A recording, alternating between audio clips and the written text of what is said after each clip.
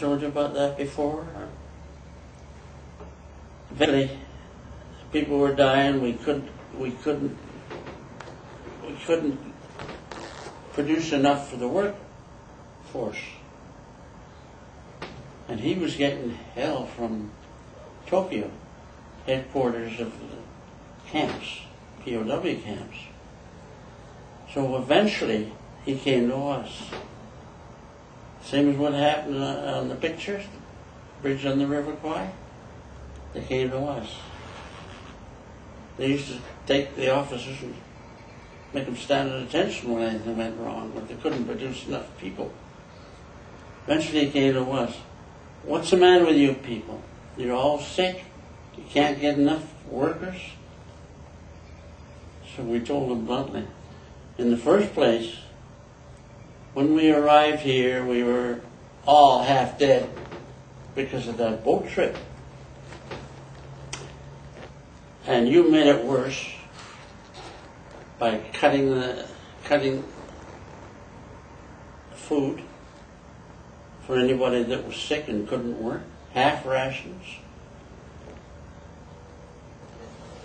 and other things like that, penalizing us.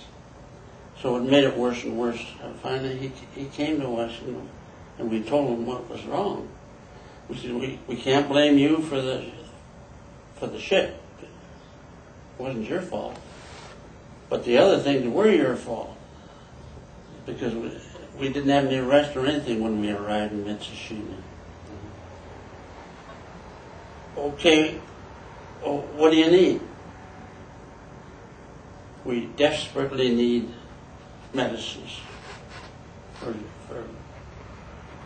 particularly for dysentery. So, what medicine do you need? The doc was there, and he had, this is the list. He turned around to his medical orderly. This is the camp commander, and he handed him the list. You go up the village and get these. Just like that. And also, we got to have better food. They can't work without food, particularly when they're not well in any event. Okay. Next thing we know, we got more food too. It's just as simple as that. And gradually, you could see the difference in the troops. And I kept a record of how many people we could produce to work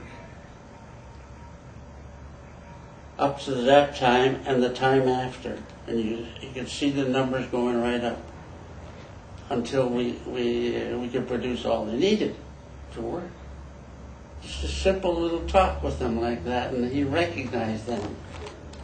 In other words, we taught him how to use incentives to get more work out of people. He even started to call people diligent people, those that exceeded their or reached their target, each individual. And he called them diligent people. And of course the troops worked harder for this because they got cigarettes. They could leave the job as soon as they'd finished their quota. Real democracy and incentive working. Consequently, when we left that camp, everybody was in good shape. And we didn't lose any in that second camp at Kanose because of malnutrition or anything like that.